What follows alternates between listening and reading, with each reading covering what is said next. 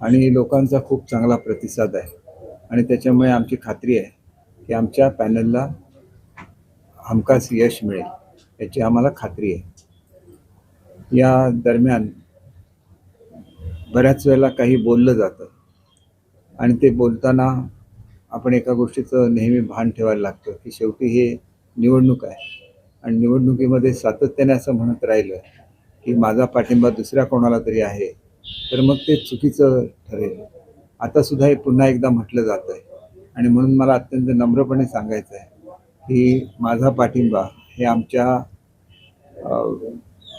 शिवसेनेच्या अधिकृत नगराध्यक्षाच्या उमेदवार ॲडव्होकेट नीता सावंत कविटकर यांनाच आहे आणि जनतेने त्यांना मतदान करावं असं मी विनम्र आवाहन करत आहे।